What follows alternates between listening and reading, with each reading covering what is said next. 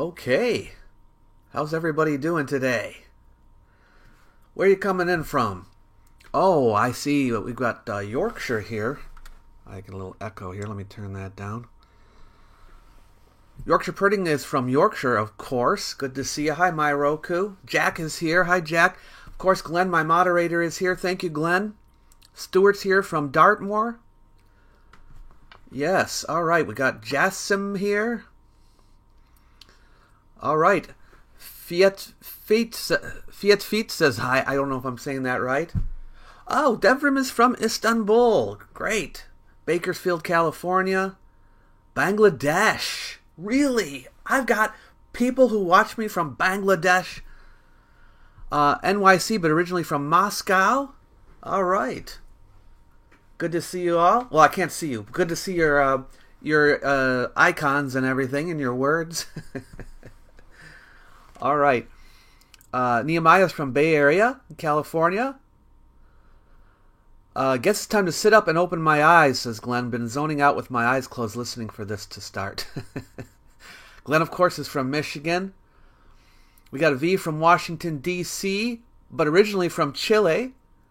All right. Dane from the Netherlands. Dave from Connecticut. Wow. Okay. All around the world here. Oh, we got somebody else from Istanbul. Good to see you, Goks. Is it Guksu? Or is the G... I can't remember now if the G is silent. But I got a Canadian here as well. I know, and I know Jack Silver is also a Canadian. Great. Good to see you all. You're all here to hear about the archaeology news, huh? And of course, when I do archaeology news, I do ancient history news. It includes not only things that have just been dug up in the ground, but also new discoveries made about the things that have been dug up in the ground. Anything having to do with enlightening us about ancient history. Okay? For those of you who are new, we do this every month. And one of the purposes of this live stream is to show you sort of how archaeology and history are constantly being updated. It's never staying the same. We have new things going on every month. Says here, I've got my keyframe frequency is kind of wrong. I hope I can... I hope it doesn't matter. I'm going to keep plugging along here. Hopefully. I don't know, are my words matching my mouth? Let me know. New discoveries about old discoveries are wonderful. That's right. It kind of reminds me, on my X profile I say, keeping you up to date on what happened a long time ago.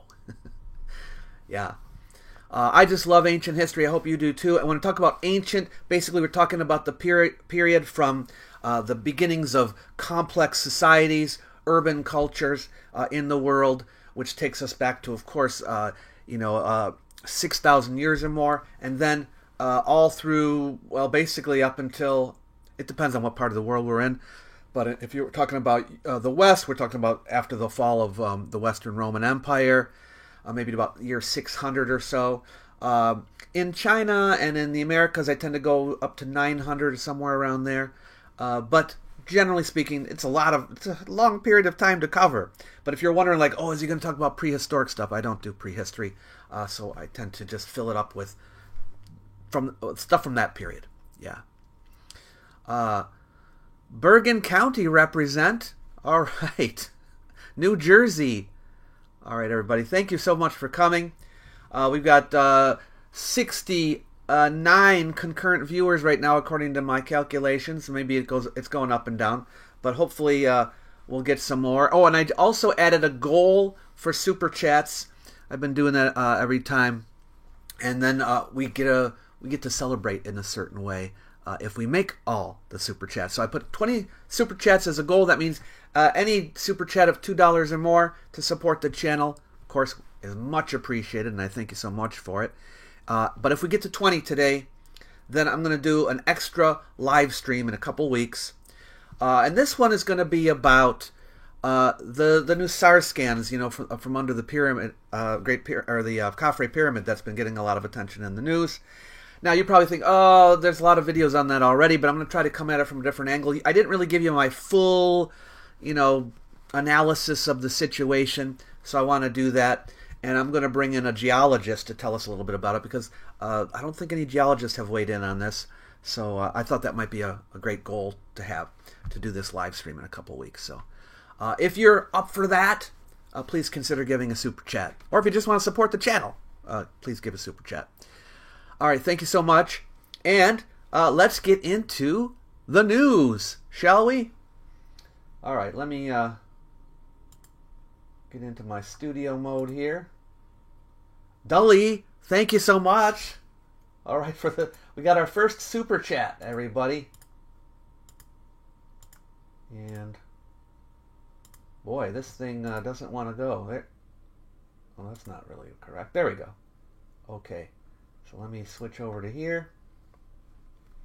You can see my screen now. All right, and there's our first piece of news. Tomb of Prince Wasser Ifre unearthed in Saqqara. We're always getting stuff from Egypt.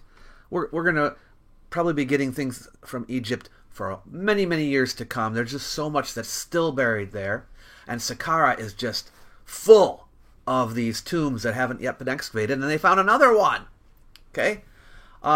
So the Egyptian archaeological mission there, headed by none other than Egyptologist Zahi Hawass, uncovered the tomb of Prince Wasser Ifre. You can see an image there of some of the hieroglyphs from the tomb.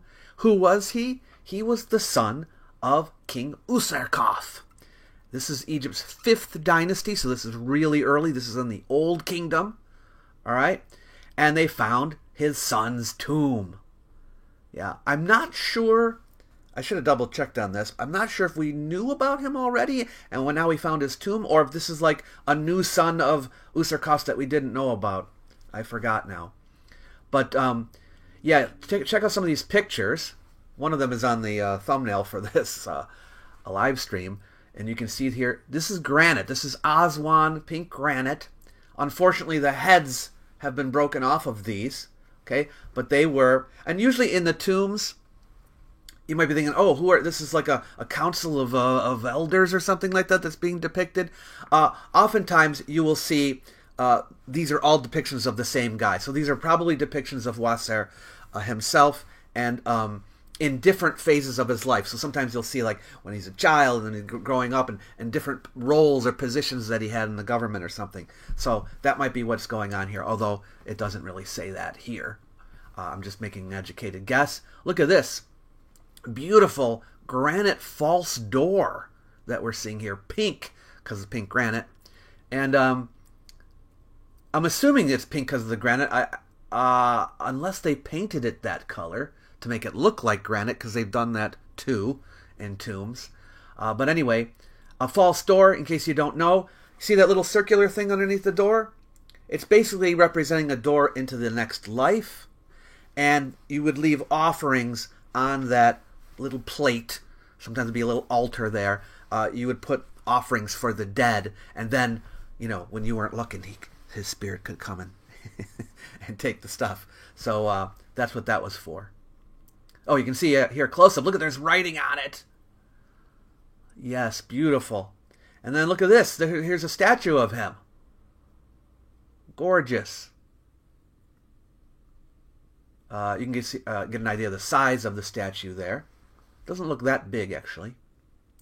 But yeah, so the tomb wasn't, I don't think the tomb was fully intact, but it did have quite a number of things that were still in it.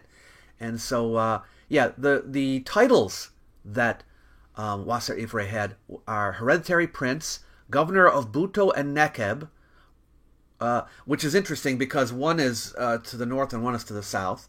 Royal Scribe, Vizier, Judge, and Chanting Priest. Yeah. Oh, I'm sorry. Oh, no. Okay, all right, I forgot about this. Oh, okay. So, Zahi Hawass says that the statue is of King Djoser. So that's the statue here. This is a representation of King Djoser, who is from the 3rd dynasty that was in the tomb. And he says, where else? What am I looking at here? King Djoser, his wife, and their 10 daughters. So I'm wondering if these are Well, it could be the 10 daughters. They seem to have boobs. So maybe these are the 10 daughters.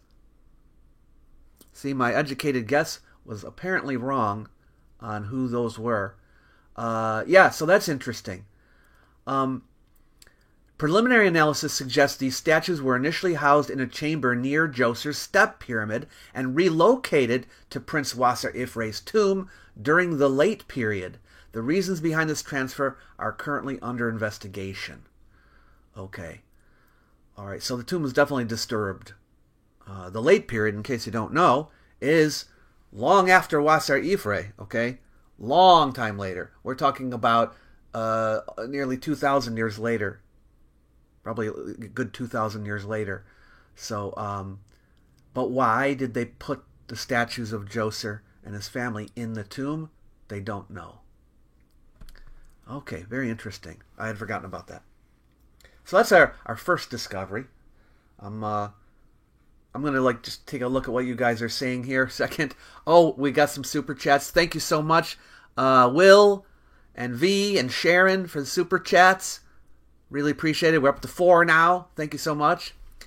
What single artifact or discovery fascinates you the most? Oh, that's really a hard question because every month I get excited about something, But I think just in general, if I can give you an idea of what I like the best as far as a kind of find, are the writings. I love it when they find inscriptions because inscriptions have kind of the most information. They'll tell you what was going on at a certain time and who was involved. So I love inscriptions, but I'm saying that because I'm a historian, and historians deal with documents more than anything else. So that's why I like that. Or maybe that's why I became a historian. I don't know. Will there be something about the Roman fort identified in Germany? Shh! You're not supposed to reveal things ahead of time, okay? Yeah, there will be. All right, let's take a look at another one. Roman-era battlefield, mass grave, discovered under Vienna football pitch. So here we have, in Austria, this is an accidental discovery, apparently, but underneath the football field, as we call it in America, actually it would be a soccer field, they found a mass grave. Can you believe that? You can see a little bit there. Oh. Let's see if I can... Yeah, all right. The bodies of 129 people have been confirmed at the site. Okay? They also found many dislocated bones and believe the total number of bodies could exceed 150, which would be unprecedented in Central Europe to find such a thing. Okay? Soldiers in the Roman Empire were typically cremated until the 3rd century. And these are, of course, not. They're all male. Most were aged 20 to 30 and showed generally good signs of dental health. Carbon-14 analysis dated the bones to between AD 80 and AD 130. So this is late 1st, early 2nd century.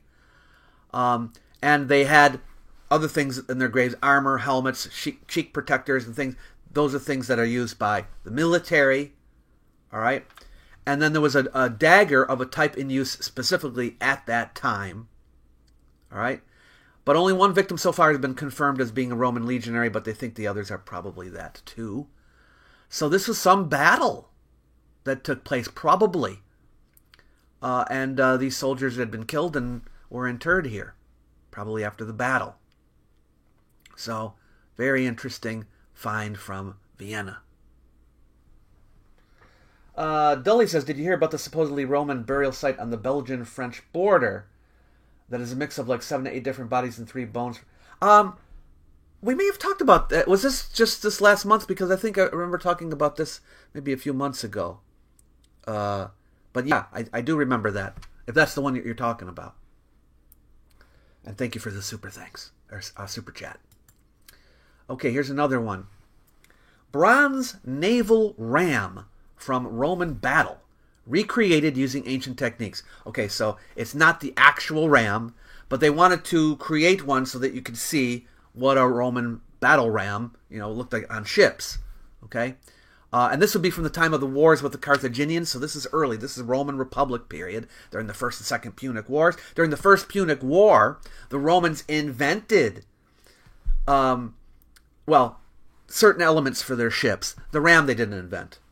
The style ram, though, probably copied somewhat from Carthaginians. The story is that the Romans didn't have a navy at all prior to the First Punic War, and the Carthaginians had an amazing navy, and the Romans wanted a navy, so they captured a Carthaginian vessel or two, and then they copied it and created their own ships. So they're kind of copying mimicking the Carthaginians, but they did add some things, and one of the most important elements was a drawbridge to the ships, because the Romans weren't very good at battling by sea. I don't know if you know how they did battles by sea back then, but they weren't shooting at each other. No, they used these. They'd put them on the front of the ship. Is that called the prow? I'm not even sure. Anyway, and they would ram the other ships. You're trying to poke holes, break through, and hit other ships. You basically row, man, row, and then you smash into the ship and try to sink it. And that's how they fought those battles. So they did have these, okay? But the Romans weren't very good at that. And so they added the drawbridge. And so they're very good at hand-to-hand combat. So they would just pull up next to a Carthaginian ship, lower the bridge, and then their men would go across and fight on the deck. And that they actually did better at that. But they still had the rams. Yeah. Oh, come on. I got to subscribe to unlock the article. I had it already, but I think you only get like one free look. Whenever you click away and then come back, then they're making you, sign up. I apologize about that. But anyway, this was recreated to show you, and this is the exact size as well, the kind of rams that they were using at that time. I thought that was interesting. Okay. All right, here's a new DNA study from Scientific Reports about the Indus Valley civilization, as it's called, a Harappan civilization in India and Pakistan. And the front of the ship should be the bow. Ah, okay. All right, thank you. Yeah. The SciShows channel did a short video about it not long ago. Oh, interesting. Very interesting. Okay. Well, anyway, I don't know if you remember this, but I think it was last year, the year before. It could have been it's all hazy with COVID and all that. It could be back as far as 2019 or something, but in the last 5 years, I think, they discovered evidence of agriculture in India earlier than they had ever seen before, going back to about 8,000 BCE, I think it was. And this is a site called Mehrgarh, and they mention it here. But there hasn't been any other kind of confirmations of this. Like, okay, seems like maybe India had agriculture this early, but we need to find some corroborating evidence and things like that. So this is another kind of study to try to determine when farming began in India, or at least began in such a way that it was prevalent, right? And so, comparing that, by the way, with the Near East, with their neighbors, okay, they believe that domestication of plants and animals there began around 9500 BCE, okay? All right. Well, anyway, in this study, they examined tooth enamel. You can actually analyze tooth enamel to figure out if they were eating domesticated plants and animals. So you know when domestication, agriculture began, okay? Based on comparing the teeth before and after. So that's what this study was about. And what did it find? Okay? It found that, I want to show you the exact dates here. But anyway, the main point is, oh, here it is. Oh no, this is all about the arguments prior to them doing the study. Because the Mehrgarh evidence is controversial. People were saying, oh, it seems too early, can't be that early, right? So they wanted to get some other information. Here we go. Okay, so the results. Well, I'm going to get to the final results because this is a little bit too involved for all you guys. Okay, here we go. The new radiocarbon dates provide indisputable evidence that period 1, that means the beginning of this dates to a time frame between 5250 and 4650 calibrated years BCE. These results are incompatible with Jaeger's hypothesis that period 1 started around 8000 BCE. Right? So in other words, they were saying 8000 BCE, this is when agriculture began. This study says, no, it's not compatible. We're saying 5250 at the earliest is when it began. So this study suggests pushing the date for the beginnings of agriculture in India to about, well, almost 3,000 years later. Yeah. Now, of course, we're going to still be collecting evidence on this. It's not completely done deal. It's not decided. All right. But this new study conflicts with the proposal about Mehrgar going back to 8000 BCE. So I thought that was interesting because it's good to know when agriculture begins in various areas. So the India evidence is still being debated. I just wanted to let you know about this new study. Okay. Let's see what else you guys are saying over here. Let's see. Rams would have been problematic because you don't want to lose your ship too, I'd think. Yeah, I know. In some battles, they even ram their own ships accidentally, you know. To be honest, I love that some people think so out of the box that they figure out a way to see this stuff. Tooth enamel is brilliant for looking for this. I know, right? You have to think of other ways, right, to find things out, and it's ingenious for sure. Hello from Edinburgh. We got someone from Scotland here. All right, New Zealand. Good to see you. Thanks for coming. All right, we're up to 180 viewers now. All right, let's take a look at the next one here.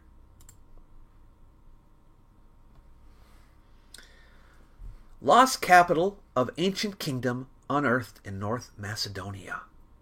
Now, what is this all about? All right, well, there's this site. It's called Gradište, if I'm pronouncing that correctly. All right, and we already knew that this place was inhabited. It was an outpost of the Macedonian kingdom in the time of King Philip V.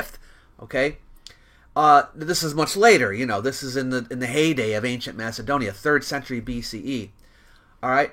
Well, now appears that there was a city here long before that, going all the way back to the Bronze Age. They found new evidence. Okay, Bronze Age in this region is between 3300 and 1200 BCE.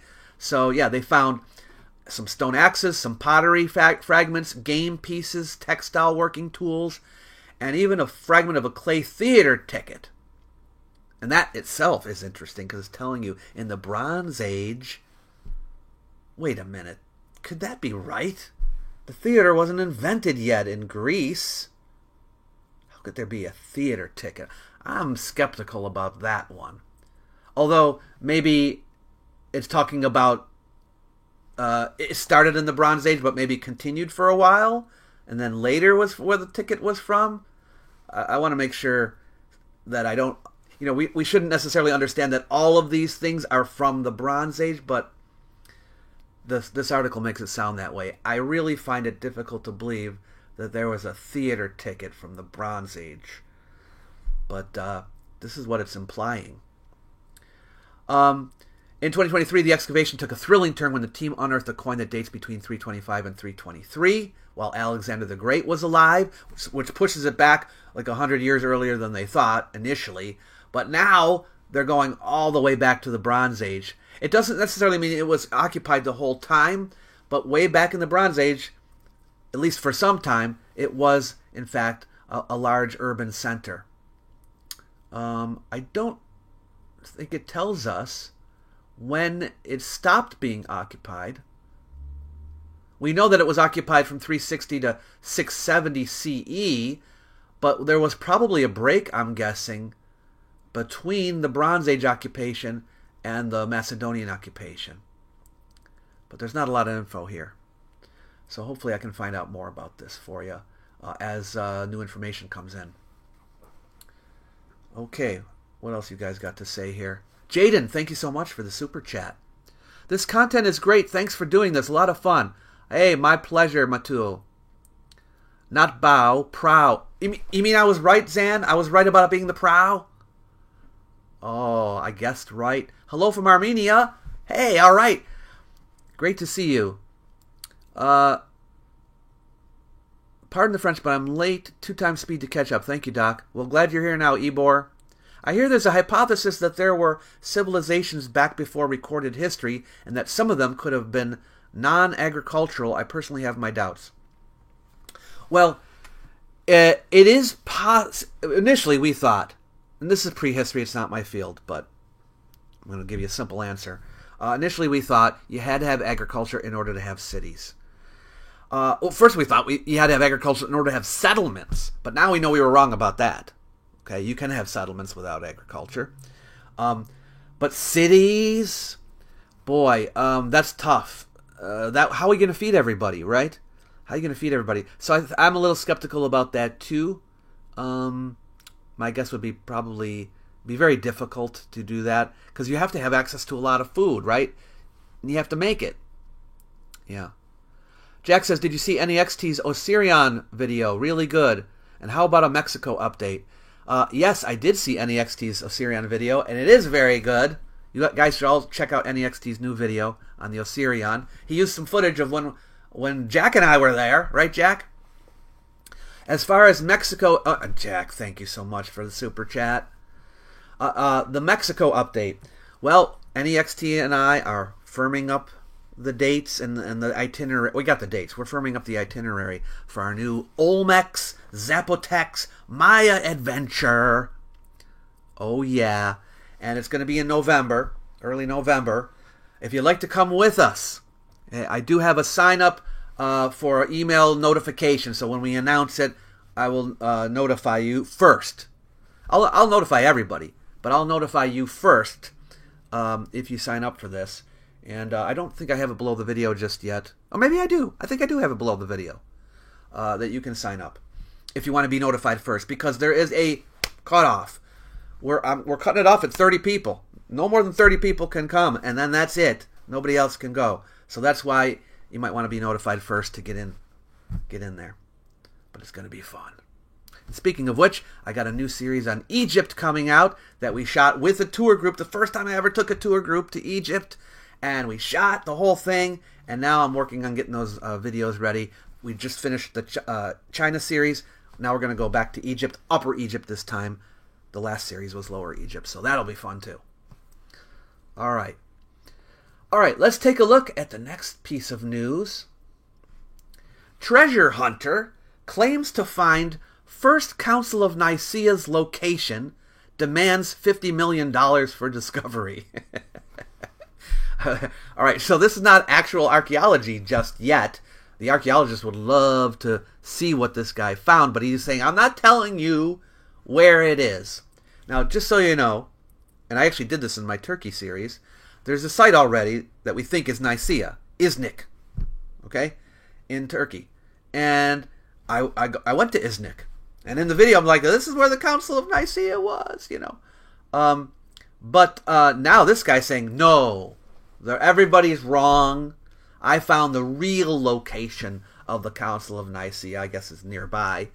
And, yeah, and he says, his name is Mustafa Uysal.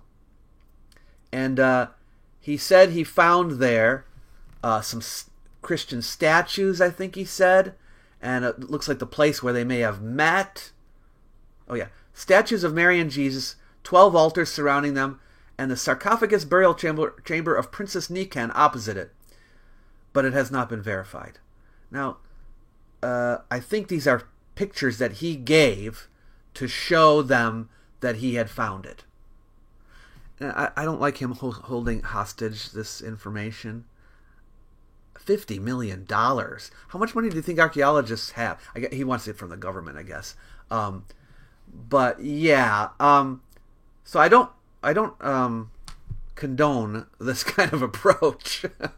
Okay, but looks like he has, these photos show us, it looks like he might be right, or not right about it being Nicaea, but it could be something. But he won't let anyone know where it is until he gets his money. So I'll let you know what happens, okay? Yeah. Um, Love the open mind instead of immediately dismissing that question, not gonna lie. Thank you, Dolly. I'm not sure what question it was, but thank you. Çatalhöyük was not a city. That is correct. And as a matter of fact, more recent studies at Çatalhöyük have shown that the population was actually smaller than what they had thought it was. Aren't cities defined from having some form of government? Not necessarily. It's more about population, size, but also, well, actually, I have a whole video on the earliest cities in the world, which you guys can go check out, and I go through all the identifying features of cities, but usually it's the population size that's the most important thing. I want $1 million. How much is the location of Atlantis worth? Oh, that must be worth a lot. History belongs to the world, not one single person or group. You're absolutely right.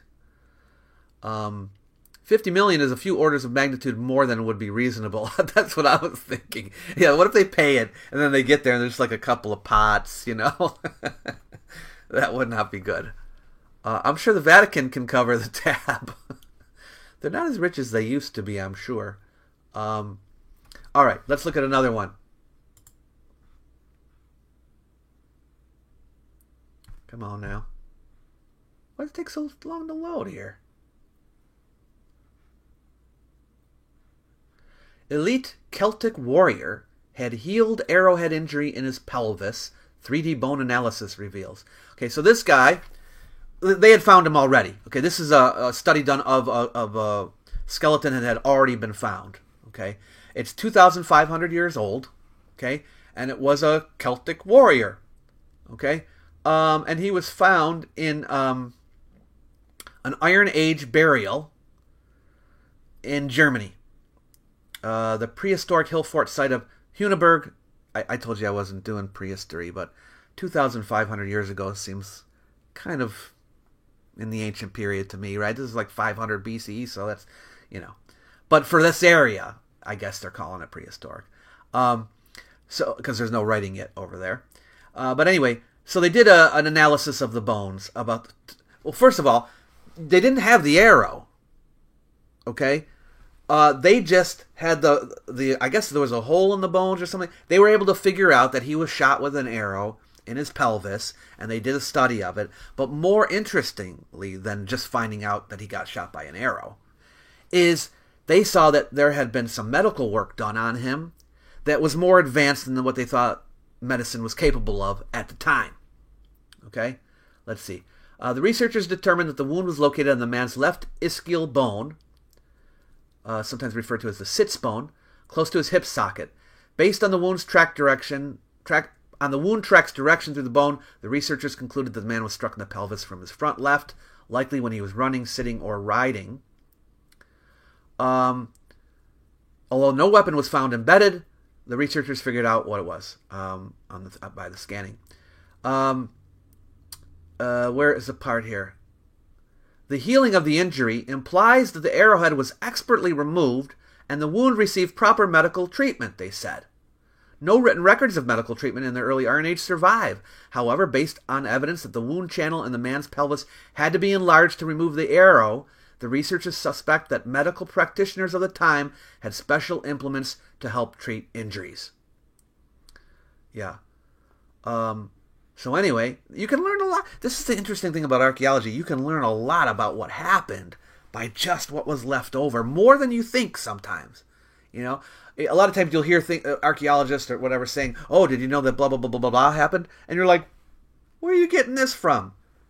But the material remains leave clues, just like the tooth enamel we were talking about, right?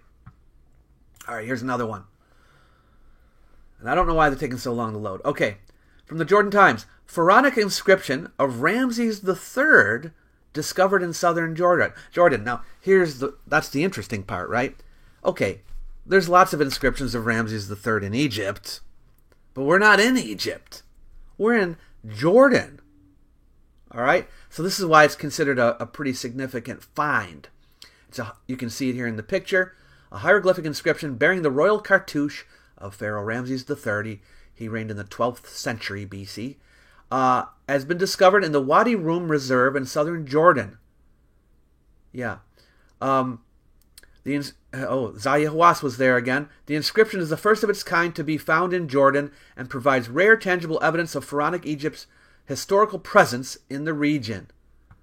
Yeah. Now, of course, we're in the New Kingdom period of Egypt, and we know that this is the Empire period. Okay, this is when they did expand beyond their borders. However, it's generally believed that after the time of Ramses II, that the Egyptians were losing hold of the area that we call the Levant, right, where Jordan is. But Ramses III looks like they still have some control of this region, so that's why it's considered historically important to know about this. Yeah, so I thought I'd share that one with you.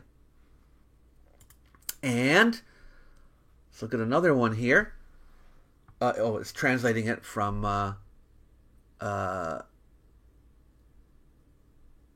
German?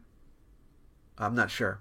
But anyway, for the first time, archaeological evidence of a Roman bridgehead fort has been found on Austrian soil. The discovery, Danube floodplains around Carnuntum, that's the ancient name, in Lower Austria by researchers from the Austrian Academy of Sciences and the Carnuntum Archaeological Park, sheds new light on the strategic importance of the Amber Road, that means the trade route to bring amber from the north into Rome, and the military protection of the Danube limes. Is it limes? Limes. Anyway. It's not like, this is not like a major, huge discovery, but finding a fort, a Roman fort, is still pretty cool, right? In a out of the way area. And it was there probably to protect the trade routes. Yeah. Anyway, I'm looking for somebody to tell me I pronounced limes wrong. Yes. Hawass is such a gatekeeper. Well, he's no longer in charge of anything, I should say of anything. He's no longer in charge of the Antiquities Authority, but he still excavates. He still goes around working at sites and things like that. So he's active as an archaeologist. Roman border security and trade route control. The still visible walls on the site, known as Odeschloss, if I'm saying that even right, were investigated as early as 1850. Okay, based on the brick stamps found, the building structures were interpreted at the time as the remains of a fortified Roman bridgehead. But what exactly is a bridgehead fort? Usually built on the opposite side of a border river, they had the task of monitoring river crossings that were considered strategically important. Yeah. So anyway, pretty cool. And I wanted to let you know about that. And then we have this one. And I put this up on my X account a few days ago, and it got a lot of attention. This is about the Antikythera mechanism. Come on, load. Why is it doing that? The page isn't working. I hope my internet's working all right. You're still reading me though, right? Here we go. All right, they did a study of the Antikythera mechanism, another one. It gets a lot of attention, okay? Just so you know, this is an object found on a ship in the Roman period. So it's about 2,000 years old. It's all, of course, corroded, but very famous. It was discovered in 1901, and there's been a lot of scans of it and things done like that.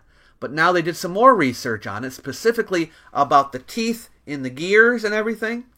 And the conclusion of the study, which is linked here, by the way, right over here, Argentinian scientists basically used a computer simulation that replicated it to figure out how well it worked. And the conclusion is that it didn't work very well. And it probably jammed a lot, like a modern printer. Okay?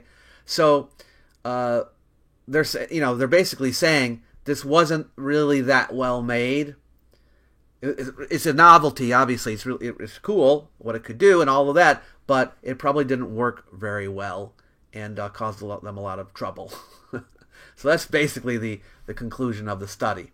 It doesn't mean they're 100% right, but this is what the findings of the simulation that they did were.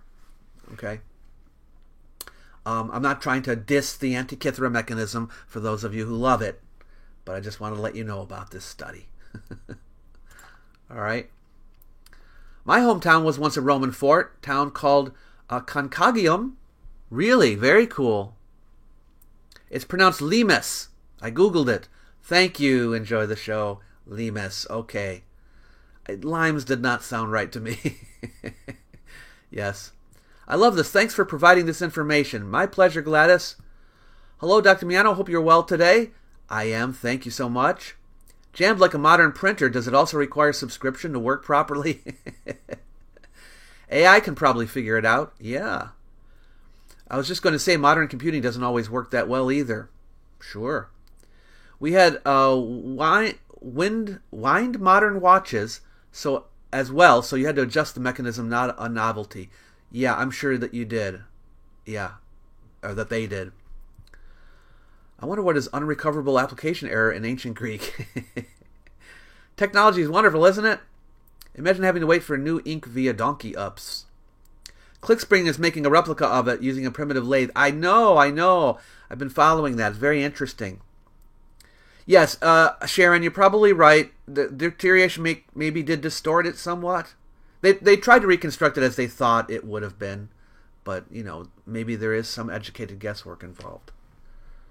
All right, we've got 224 people watching right now. Awesome. All right. Ancient Neo-Assyrian writing boards reveal similarities to Greek and Roman practices. Now, this is interesting. This is Mesopotamia, right? Neo-Assyrian means this is talking about the Assyrian Empire. So this is, of course, before the heyday of the Greeks and Romans. A new study has revealed how their writing boards were made offering the earliest known example of cuneiform writing on wax. Yes.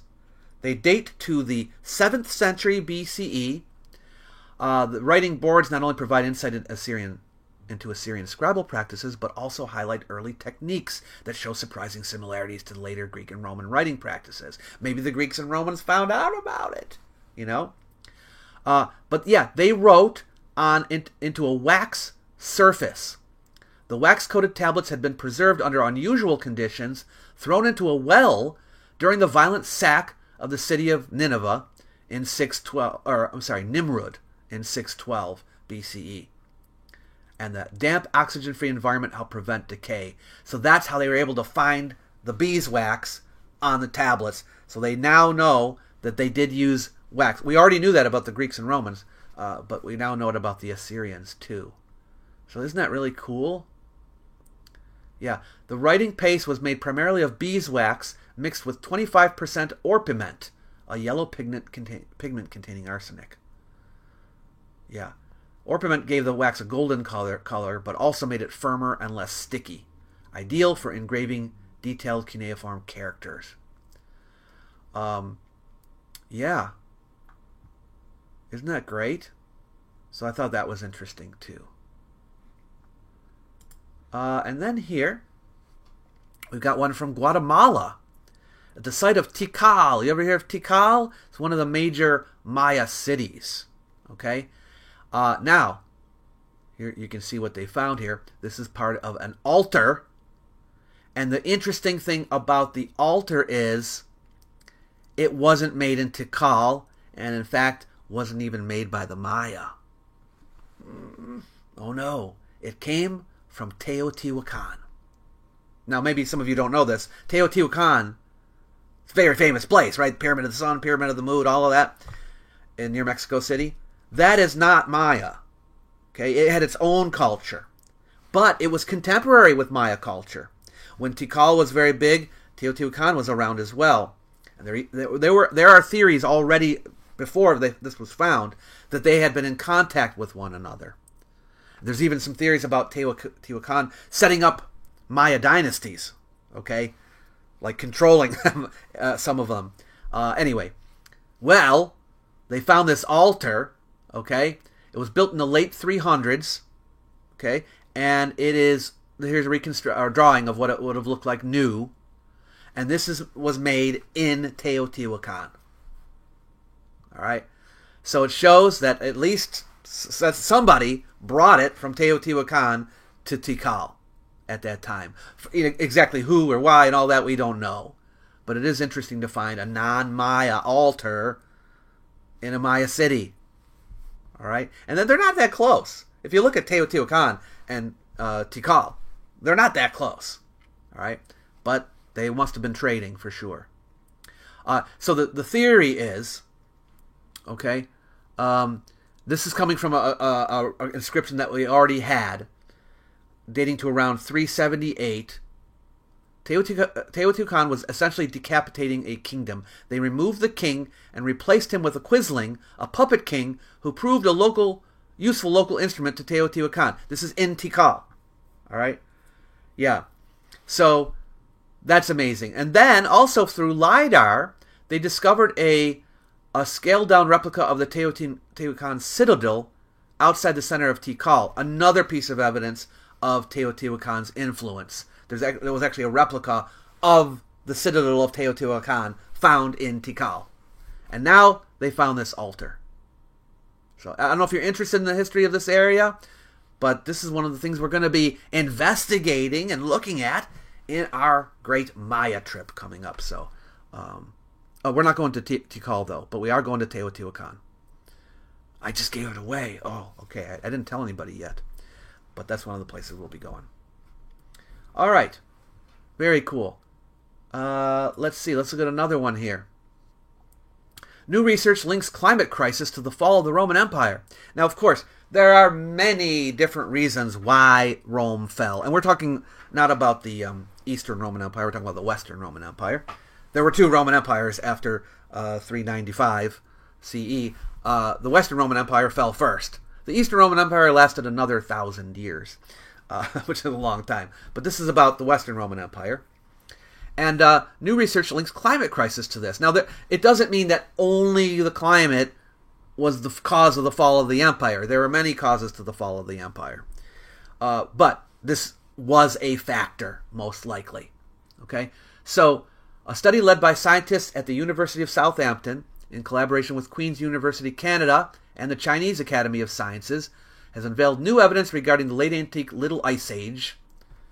We already knew about this, okay? That there was a Little Ice Age in the 6th century. Now, I got to be clear here. The Western Roman Empire fell in, around 480, somewhere around there. The 6th century is about, it's going to be like 20, at least 20 years later, but it's around the same time. It's fairly close, okay? I'm sorry, no, that's the 5th century. Wait, no, it's the 6th century. Yeah, it's the 6th century. Okay, good. Yeah, the Ice Age began around 540. So the Roman Empire, the Western Roman Empire, actually already fell by 540, but it couldn't, there were people that were trying to make it come back during that time, and we were going into what was called the Dark Ages, although they don't really use that term anymore, but we're going into a very tough time, a very difficult period, so that follows the fall of the West, and of course the Eastern Roman Empire is still around and experiencing problems. But yeah, this period of climatic cooling has long been debated by historians concerning its impact on the decline of the Roman Empire. It would have contributed also to the decline of the East as well, although they do stick around for a while. The findings of this study provide compelling evidence that this abrupt climate shift may have exacerbated the empire's existing vulnerabilities and incited mass migrations that reshaped Europe. Yeah, migrations were still going on in the 500s, for sure. So yeah, I thought that was interesting as well. I know there are some people, all you have to do is mention the word climate change or climate crisis, and they automatically don't believe it. But this is real science, folks, okay? All right. Here's another one. Metal detectorists, so these are amateurs here, searching beach after storm, find 2,500-year-old weapon. See it. I don't know if they were meaning to write a longer sentence because there's no period there, but anyway. See it, everybody. So here they are. This is in Poland. Now, there was a big storm, I guess, since there was some of the land was moved around, or something in the storm, or collapsed. And they were there with a metal detector, and they found this really cool dagger, ceremonial dagger, I guess you might want to call it. Isn't that interesting? And they took it to some experts. They took it to the local university, I think. Oh, the museum. Okay? And they confirmed at the museum that it's from the Hallstatt period, which is 2,500 years ago. Here's a close-up. How would you like to have found that? And they didn't even charge the museum $50 million. All right. Yeah, very, very cool. It's in great condition, huh? Some people, I posted this online on X last week, I think it was, maybe a little before that. And some people are like, it's a fake. It's in too good a condition to be real. They planted it. Well, at least for now, the museum's saying it's real. Maybe they'll find out it's a forgery later. I don't know. But keep in mind that there was a collapse here. Some things got revealed that maybe, or something got revealed that wasn't, people didn't know about before. It's possible. Okay, it's possible that it's real. And right now they're saying it's real. Sharon, thank you so more. Thank you so much. You say more, so I said more. 12 more super chats needed for the goal. You're right. Everybody. Oh, and we only got 3.5 minutes left. If you want me to do a live stream about the Sarscan under the pyramids, and the supposed pillars under there, and the ancient high technology, I want to do a live stream about it in a couple weeks. If you want me to do it, the super chat goal is for that to happen. Okay, you only have to give $2, two measly dollars. Okay, we just need a few more people to give their $2. Okay, that's all. We just got a $10 one. Whoa, thank you, Gladys. Appreciate that. All right. I had someone complain on the last live stream, like, why are you always asking for money? But I'm just telling you, this is my living. This is the only way I make my money. Okay, this channel is my whole bread and butter. I do teach part-time at the college, but I actually hardly make anything over there. They give me like 1 or 2 classes. That's it. So this is how I make my living, and I have to. It's a necessary evil. I'm sorry. Okay. All right. Great channel, sir, says Gladys. I was just reading that alkaline soil doesn't hurt bronze as much as acidic soil. Okay. All right. Yeah, that's probably true. No super chat from me, but I'll give you a like. Hey, I'll appreciate that too. What is your leading hypothesis for pyramid construction method? You mean the Great Pyramid, Christian? Or any pyramid? Hey, enjoy the show. Thank you so much for the super chat. Well, they used ramps, no doubt about that. But how the ramps went up there and how they were organized and all that, I don't know. I mean, your guess is as good as mine, I think. It's not anything that I've researched in depth. Ancient Architects has done a lot more work on that than me. But even that, he isn't 100% sure how it was done, because there are many feasible hypotheses about it. Thank you, P. Cooper, for don't spend it all at once. Oh, anything at all, I much appreciate. Yeah, we got a minute left, everybody. And how many super chats we have now? We need about a half a dozen more or so. Do you Langju culture 5,000 years ago? Do you Langju culture? Actually, I'm going to do something on Liangju soon. Okay? But that's all I'm going to tell you right now about it. Okay. Oh, another super chat. Thank you so much. All right, let me give you some more here.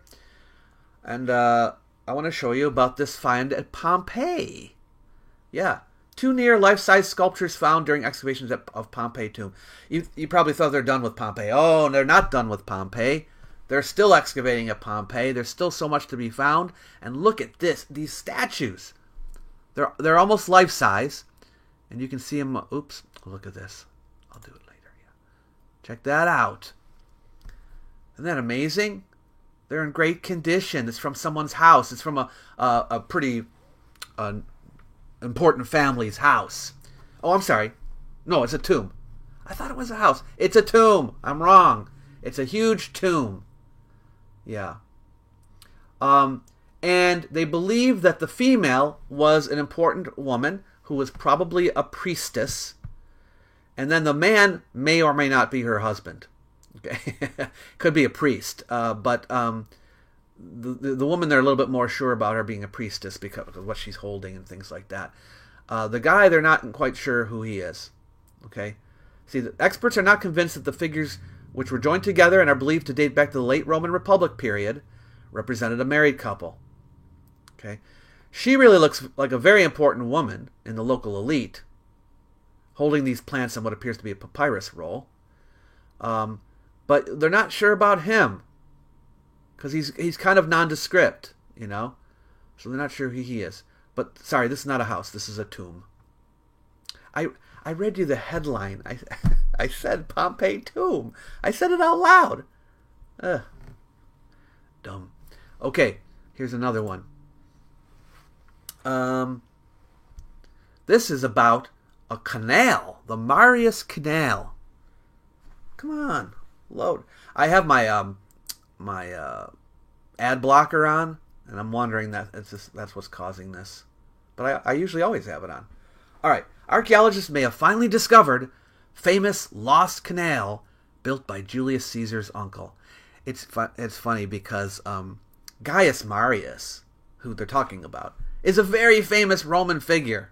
Okay, he was consul like more times than anybody else in the Roman Republic, and they have to say, oh, it was Julius Caesar's uncle to make it relevant.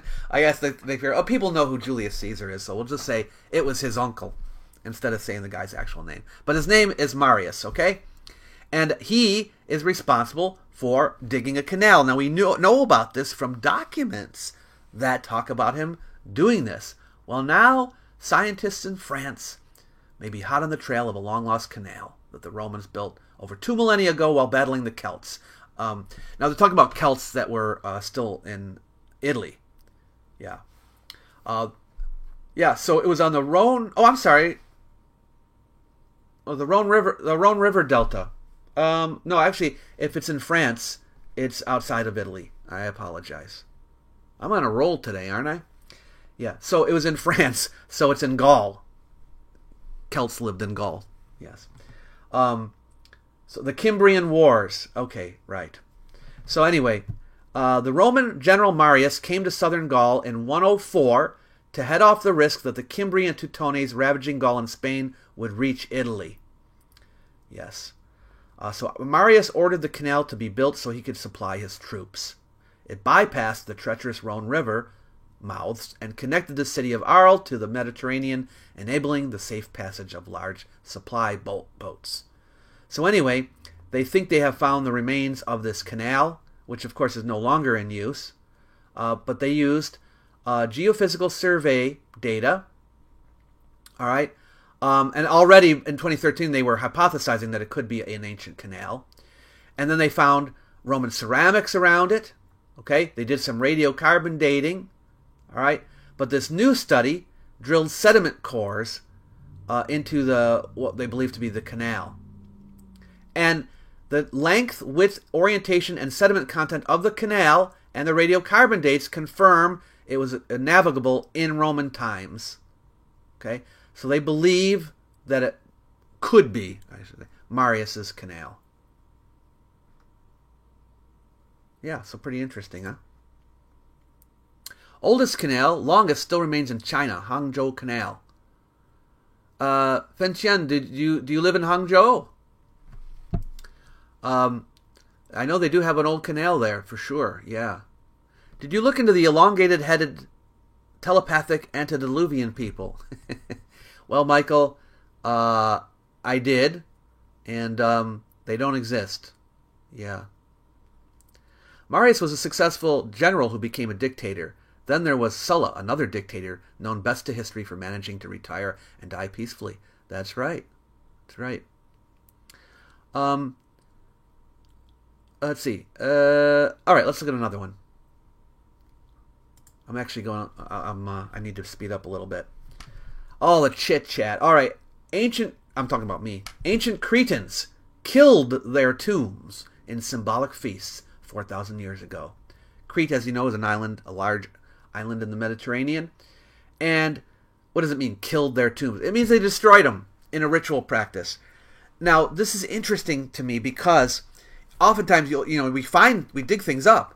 Like I'm an archaeologist. Archaeologists dig things up, right? And they find these tombs, and a lot of them are really messed up. They're destroyed, broken, things like that.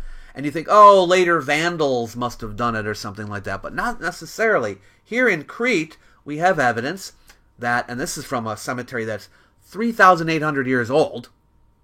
Okay? This is like Minoan stuff, all right? That they basically destroyed tombs in rituals. Okay?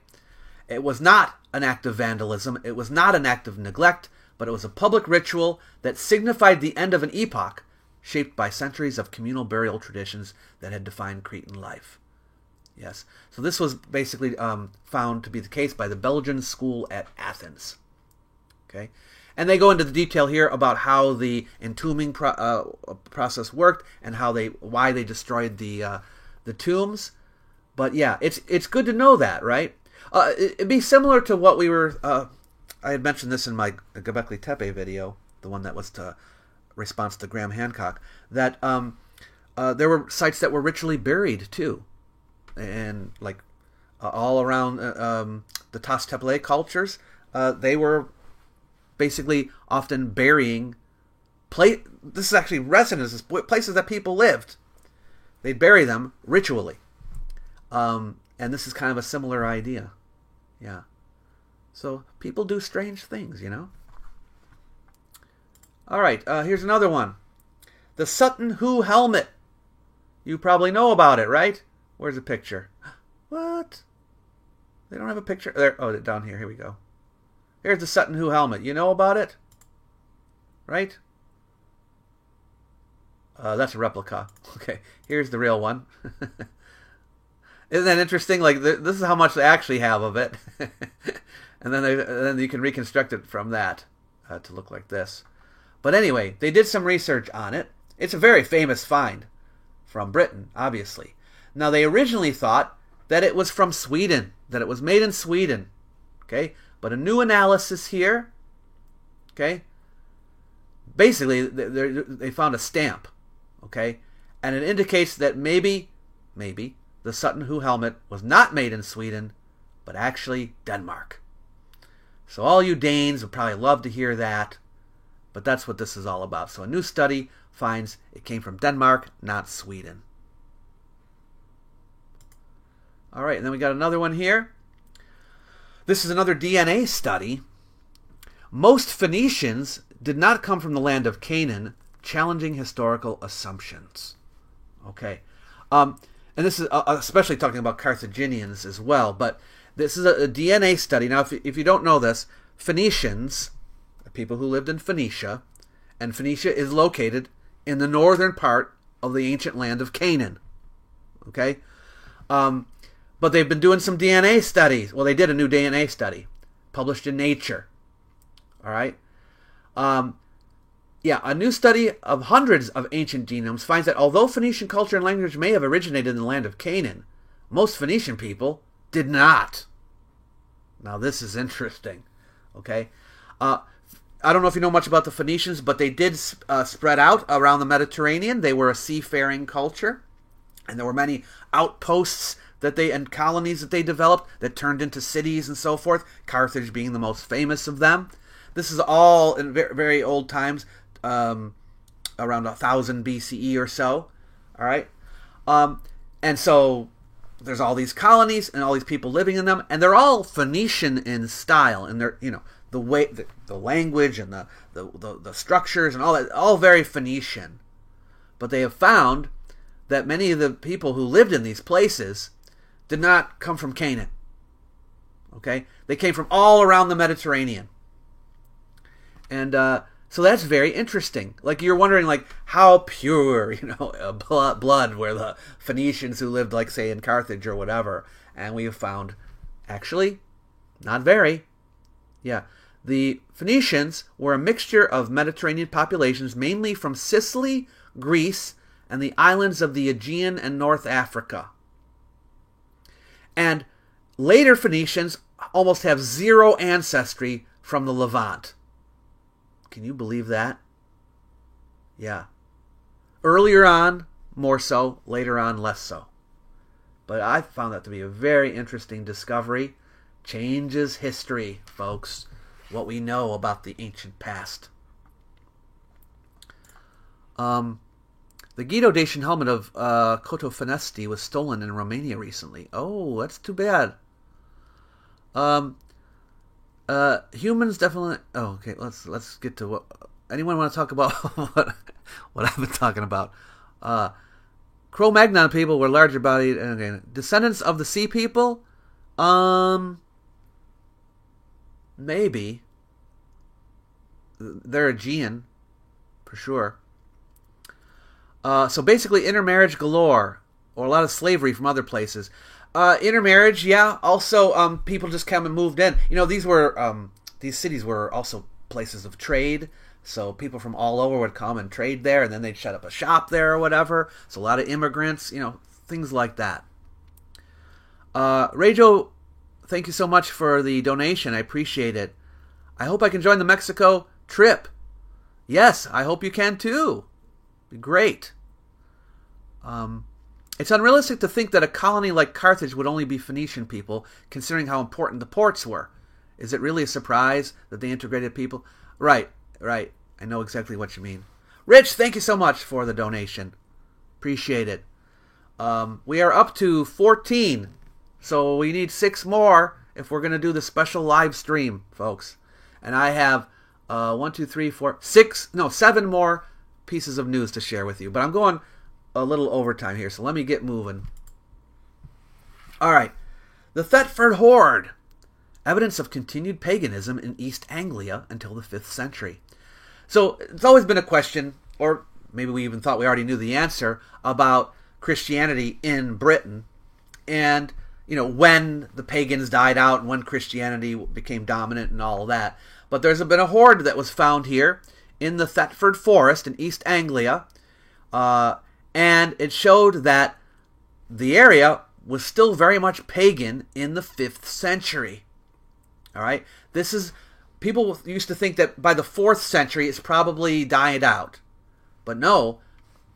Paganism, of course, is just shorthand for polytheism, non-Christian religion existing in England in the 5th century. So it's very interesting to find that. There's still, of course, Christianity is there, but there were also non-Christians that were still there around that time. Christianity hasn't quite taken over. And we know that from, of course, the art and decorations that we find on some of the things in the hoard, which you can see here.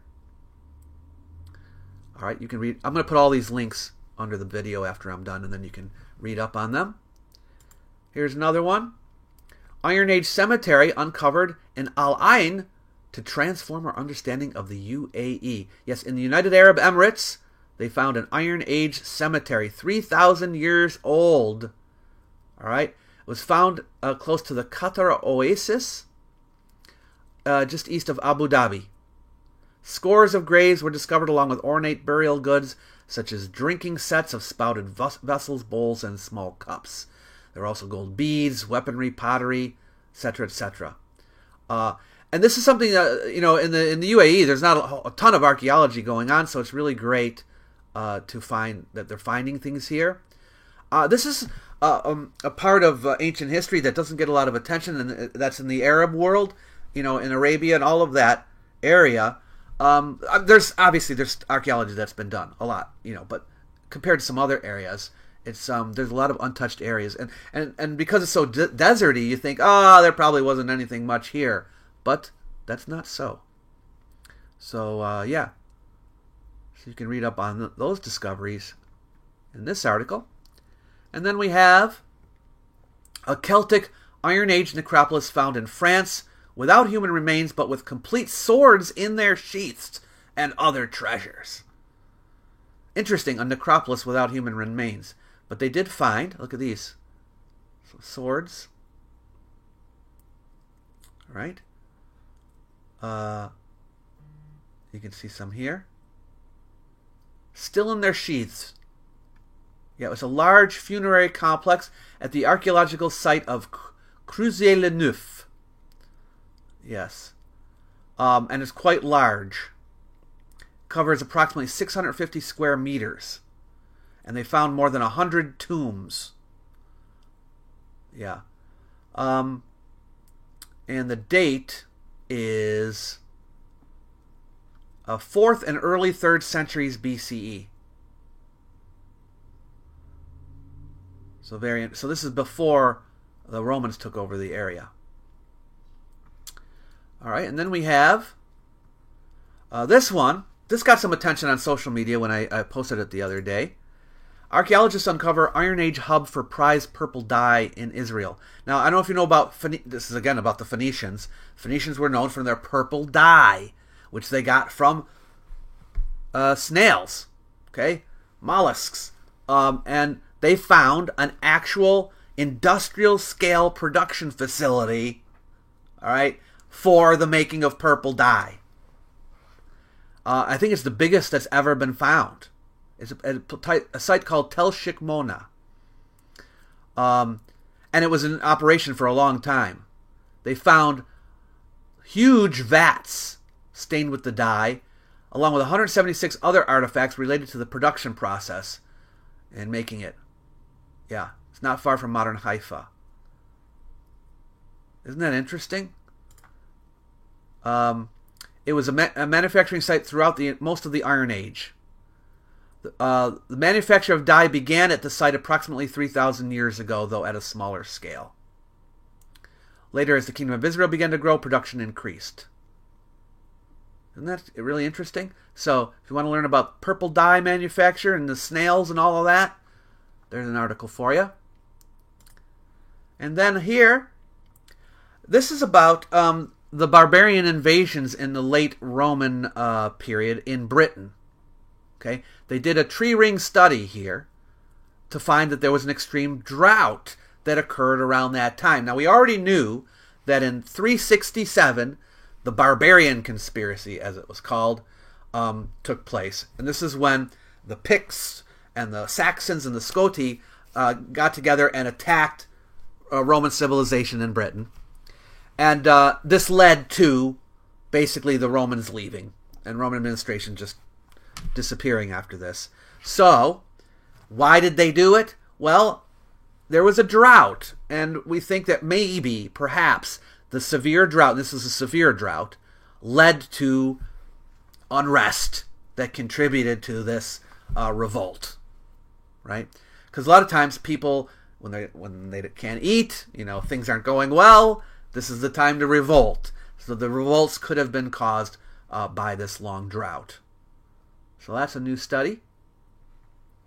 And then we have here, Dacian treasure discovered in Romania, possibly indicating a hidden settlement in Breaza. Breaza? But take a look at this. Beautiful treasures. This was discovered just recently. And they used metal detectors to find it, but basically this is silver. You're looking at silver. Silver treasure. Which means they find this treasure. Now, they don't know about any settlements in the area, but you find this treasure, and that's an indication perhaps that there is somewhere in that area near Breaza a settlement. So maybe we will find one. Okay. You can see some more of the items here. Yeah. So pretty exciting. Dacia, as you know, was one of the enemies of Rome in the time of Emperor Trajan that he conquered. He conquered Dacia. And finally, we have a House of Life discovered at the Ramesseum in Luxor. I got a chance to go to the Ramesseum in this past year, in November. And didn't know about this at the time, because it's just been found. But I don't know if you know what a House of Life is. A House of Life is, well, in this particular case, it's like a school, okay? And this one was a school for children.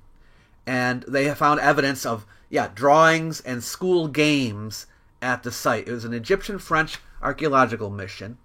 And the Ramesseum was made for Ramses II, as you may know. But it was in use for a long time, long after him. The tombs there are from the Third Intermediate period, so that's after Ramses.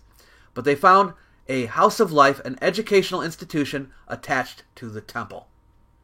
This is the first physical evidence of the existence of a school within the Ramesseum. So that was another fascinating discovery. You can see some of the canopic jars and things like that. Yeah. And some other things have been found there at the Ramesseum as well. So excavations there are ongoing. Christian, thank you so much for the donation. What's a ballpark cost of the Mexico trip? Do you know Ed Barnhart? I don't know Ed Barnhart. I know of Ed Barnhart, but I've never met him personally. I don't know yet about the cost of the Mexico trip. It's not until I know will I make the official announcement. Yeah. We've had 19 donations now by my count. Oh, mine is saying 14. I don't know if that's right or not. Yeah, mine says 14. So I don't know what's going on. You're counting 19? This says 14. But anyway, YouTube tells Dr. Miano how many super chats came in for the goal. I see the number 2 and it says 14 out of 20. All right. Well, you know what? I think it's possible to make super chats. There might be other people who come in after we close down here, that want to add a super chat or a super thanks or something like that. I will count that. If we get up to 20, I will do the stream, okay? Because I know a lot of you want me to do the stream. So hopefully, I don't think it would be hard to get 6 more people, right? It'll be fine. All right. Well, thank you, everybody, so much. I appreciate you being here with me today to discuss the newest discoveries. I always get excited about it because, as you can see, just in 1 month this was. This is not the year. This is just this month. All these discoveries are made. That's what it's like every month. Can you believe that? So archaeology is always being updated. Ancient history is being updated all the time. It's not completely different, but it's different from what it was, a year ago. So that's what's really exciting about it.